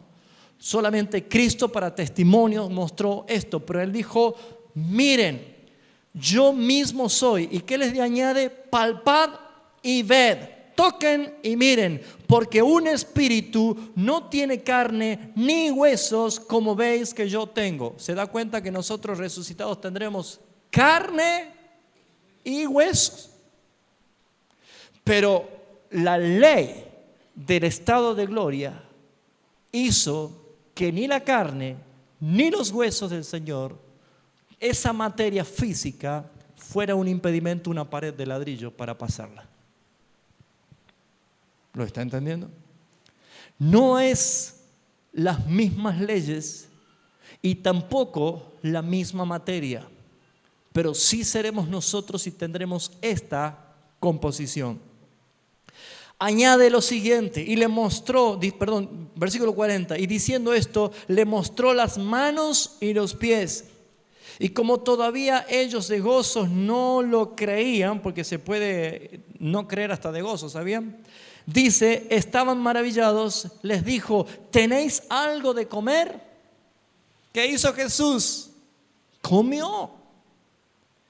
Dice, entonces le dieron parte de un pez asado y un panal de miel, y él lo tomó y comió delante de ellos. Claro, hermanos míos, resucitados, también vamos a comer, pero no vamos a comer por necesidad, ni vamos a comer para que nuestras células puedan otra vez seguir produciendo vida. Vamos a comer solamente por el placer y el deleite que significa estar en la gloria, porque hay manjares. ¿Alguna vez usted comió manjar? ¿Alguna vez usted comió manjares? Bueno, ¿saben qué nos está evidenciando esto de ver, tocar, comer? Los 5 sentidos, liberados de la corrupción del pecado, en gloria. Cosas que ojo no vio, Dios tiene reservado para que usted vea. Veremos colores que nunca los ojos humanos han visto. Veremos paisajes que jamás nadie ha visto. Veremos cosas extraordinarias. Hermanos, habrá fragancias que ningún perfumista del mundo pudo hacer. Habrá fragancias extraordinarias. Amados, según la Escritura, no sé si usted si lo habrá visto o no, pero yo he visto que hay una mesa de banquetes esperándome a mí, que vamos a comer. Hay unas bodas. ¿Usted fue a una boda alguna vez? Usted no fue ni por la novia ni por el novio, fue por lo que había en la mesa. Y se llevó en la bolsita la vianda. Porque uno va a la boda por a ver qué va a ver, qué come. Si no le gusta, lo critican, que la empanada estaba fría, que le faltaba sal al quipe. Pero fíjense ustedes que si vamos nosotros a una boda es porque siempre te sirven algo para comer. Amados hermanos, comeremos por placer, por delicias. En la visión de Juan, en la santa ciudad, en esas calles de oro, también veía al árbol de la vida para comer. Y había árboles alrededor deliciosos para comer. Delicias. Amén. Por eso la palabra en profecía dice, ustedes comerán lo que ustedes no plantaron. Amén. Ni lo trabajaron. Ustedes van a comer, van a participar. Esa es una realidad preciosa que encontramos también en la Escritura. Entonces tendremos un cuerpo material, así como Jesús lo ha manifestado. Vamos a Romanos 8:11, por favor. Ya estoy terminando. ¿Me dan unos minutitos más, por favor? Romanos 8:11. Dice así la Escritura. Y si el Espíritu de aquel que levantó de los muertos a Jesús mora en vosotros, el que levantó de los muertos a Cristo Jesús vivificará también vuestros cuerpos mortales en su Espíritu que mora en vosotros. Esta es la garantía que seremos vivificados con la misma obra que se hizo por el Espíritu en Cristo resucitándolo también. Tendremos claramente esa identidad. Habrá una relación orgánica, tendremos nosotros leyes que no son las mismas de acá, no son leyes físicas. Habrá una materia que tendrá una composición molecular diferente. No sé cómo, pero Jesús pasó la puerta. Podremos volar, hermanos. Podremos tener dominio del tiempo y del espacio, porque ya no existirá el tiempo, dice la Escritura. No existirá el tiempo. Lo que vamos a entender es que esos 5 sentidos también serán liberados en gloria. Y principalmente, hermanos, seremos como nuestro Señor Jesús es resucitado. Vamos a terminar en Apocalipsis, por favor. Todavía no concluyo, creo, esta noche, y si algo me queda el miércoles que viene vamos a dar algún retoquecito final. Apocalipsis capítulo 7.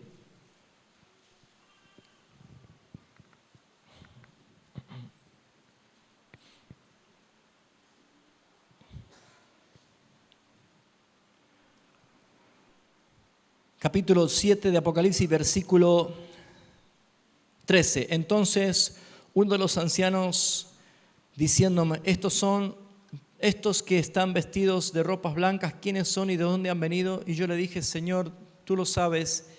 Y me dijo, estos son los que han salido de la gran tribulación y han lavado sus ropas y las han emblanquecido con la sangre del Cordero. Por esto están delante del trono de Dios y les sirven de día y de noche en su templo. Y el que estaba sentado en el trono extenderá su tabernáculo sobre ellos y ya no tendrán hambre ni sed, ni el sol caerá sobre ellos, ni el calor alguno, porque el Cordero que está en medio del trono los pastoreará y los guiará a fuentes de agua de vida y enjugará todas las lágrimas de los ojos de ellos. Eso es un estado ya de transformación. Vamos a Apocalipsis capítulo 19.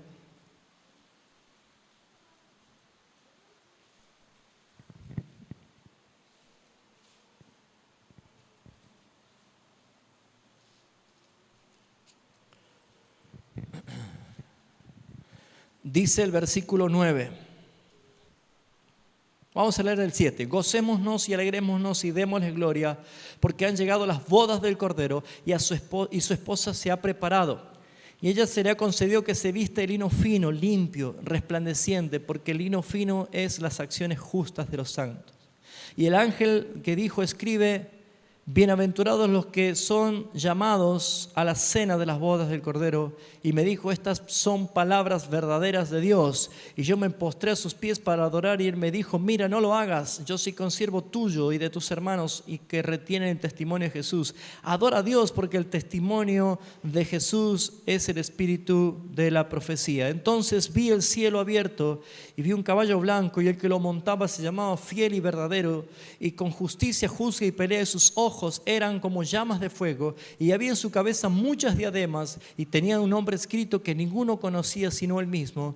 Estaba vestido con ropa teñida de sangre, y su nombre era el Verbo de Dios. Y los ejércitos celestiales, vestidos de lino finísimo, blanco, limpio, le seguían en caballos blancos, y sus bocas eran una espada aguda para herir con ella las naciones, y regirá la vara de hierro, y él pisará el lagar del vino de su furor y de la ira del Todopoderoso. Y en su vestidura y en el muslo tiene escrito el nombre del Rey de Reyes y Señor de Señores. Y vi a un ángel que estaba en pie en el sol y clamó a gran voz diciendo, y a todas las aves que vuelan en medio del cielo, venid, congregaos a la gran cena de Dios, para que comáis carnes de reyes y capitanes, y comáis fuente de las carnes de los caballos y los jinetes, y carnes de todos libres, esclavos, pequeños y grandes. Y a la bestia y a los reyes de la tierra y sus ejércitos reunidos para guerrear contra el que montaba el caballo y contra su ejército. Y la bestia fue apresada, y con ella el falso profeta que había hecho delante de ella señales de las cuales había engañado a los que recibían la marca de la bestia y habían adorado su imagen. Estos dos fueron lanzados vivos dentro del lago del fuego que arde con azufre, y los demás fueron muertos con la espada que salía de la boca que montaba en el caballo, y todas las aves se saciaron de las carnes de ellos. Aquí comienza lo que nosotros vemos hasta este momento, el tiempo de la tribulación, el tiempo final, que habrá muchas muertes. Pero inmediatamente el capítulo 20, versículo 21, vemos que dice lo siguiente: y vi un trono blanco. La causa de la resurrección es que todos tenemos que comparecer ante un trono. Al que estaba sentado en él, y delante de él huyeron la tierra y el cielo. Ese mismo día sucederá esto. Ni en la tierra ni el cielo, ningún lugar se encontró para ellos. Y vi a los muertos grandes y pequeños de pie ante Dios, y los libros fueron abiertos, y el otro libro fue abierto, el cual es el libro de la vida, y fueron juzgados los muertos por las cosas que estaban escritas en los libros según sus obras. Y el mar entregó los muertos que habían en él, y la muerte y el Hades entregaron los muertos que habían en ellos, y fueron juzgados cada uno según sus obras. Y la muerte y el Hades fueron lanzados al lago de fuego. Esta es la segunda muerte. Y el que no se halló inscrito en el libro de la vida fue lanzado en el lago de fuego. Esta es la evidencia de que la resurrección se manifestará, porque hay un juicio. Y Pedro dice en su discurso, Dios ha fijado un día, establecido un día, que haya un juicio. Por esa razón, hermanos, es que nuestra esperanza está en la redención, en la venida de Cristo, pero hoy es el día de salvación. Nuestra misión es hablar, publicar, predicar el mensaje de Jesucristo, el mensaje de la cruz. ¿Por qué?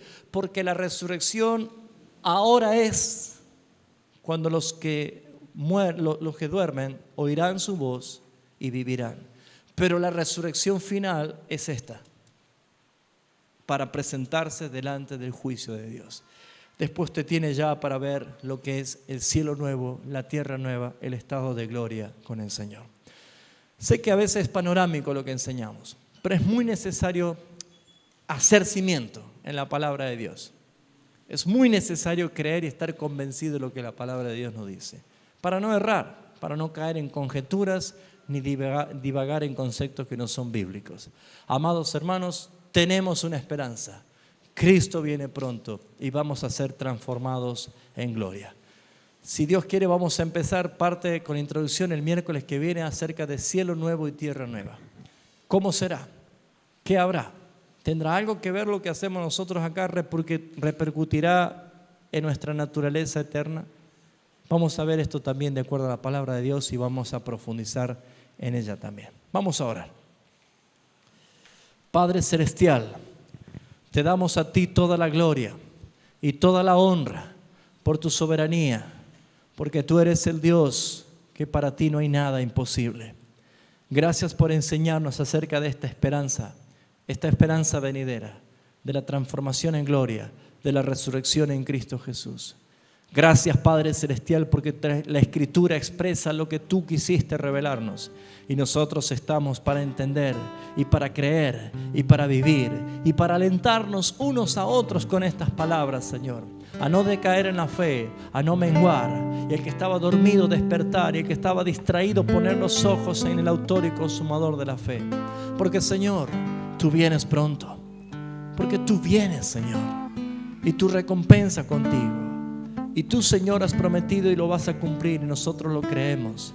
Por eso, Padre Celestial, es que te damos gracias, porque la Escritura habla de la muerte y también habla de la resurrección y habla del estado eterno del cristiano. Gracias, Padre Celestial, por tu palabra. Atesoramos en ella todo lo que tú nos enseñas. Y para la gloria tuya, Señor, nosotros queremos crecer juntos y entregar nuestras vidas como una ofrenda agradable a ti, Señor. La gloria y la honra sea para ti, ahora y por los siglos de los siglos, Señor. Amén y amén.